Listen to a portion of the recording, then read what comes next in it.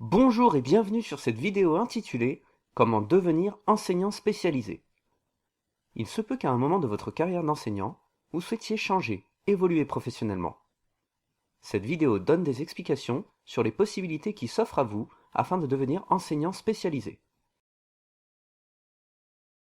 Enseigner autrement en devenant spécialisé.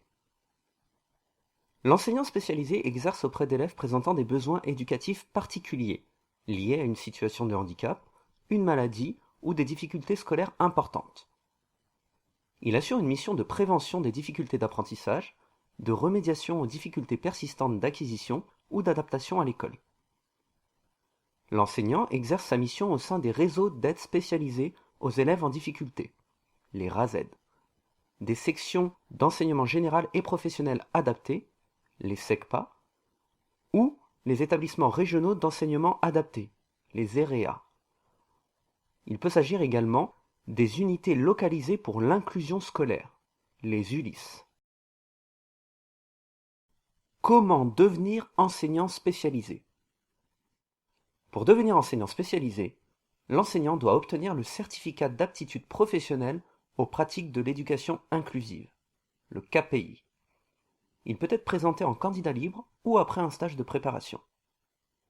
La formation n'est pas de droit, vous devez candidater auprès de votre inspecteur de circonscription. La priorité est donnée à ceux qui ont effectué un service auprès d'élèves présentant des troubles spécifiques. La spécialisation dans laquelle vous vous engagez est liée à des modules de professionnalisation, qui déterminent la spécialité par le choix des modules d'approfondissement. En quoi consiste l'examen du KPI? L'examen du KPI se déroule en 3 épreuves. L'épreuve 1 consiste en une séance pédagogique avec un groupe d'élèves d'une durée de 45 minutes. Elle est suivie d'un entretien d'une durée de 45 minutes également. La séance pédagogique permet d'évaluer, en situation professionnelle, les compétences pédagogiques spécifiques du candidat. L'entretien permet au candidat d'expliquer, dans son contexte d'exercice, le choix de ses démarches pour répondre aux besoins des élèves. Le candidat doit être capable d'analyser sa pratique par référence aux aspects théoriques et institutionnels, notamment de l'éducation inclusive. L'épreuve 2 est en entretien avec la commission à partir d'un dossier élaboré par le candidat portant sur sa pratique professionnelle. La présentation de ce dossier n'excède pas 15 minutes. Elle est suivie d'un entretien d'une durée de 45 minutes.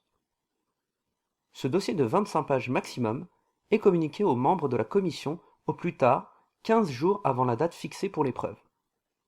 Il comprend une sélection de documents choisis par le candidat pour étayer sa pratique professionnelle, un texte rédigé par le candidat dans lequel il justifie et commente son choix documentaire pour faire valoir la cohérence de son action. Lors de la présentation, le candidat s'appuie sur ce dossier pour témoigner de sa capacité à identifier les questions ou difficultés rencontrées dans son activité professionnelle, les analyser et avoir une approche critique des réponses mises en œuvre.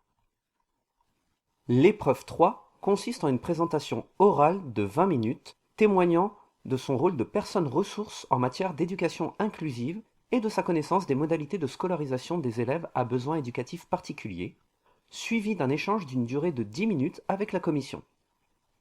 La présentation peut se faire à partir de tout support écrit ou numérique. Il s'agit pour le candidat de présenter une action de sensibilisation, d'information, de valorisation d'une action pédagogique à destination de professionnels de l'éducation ou de partenaires.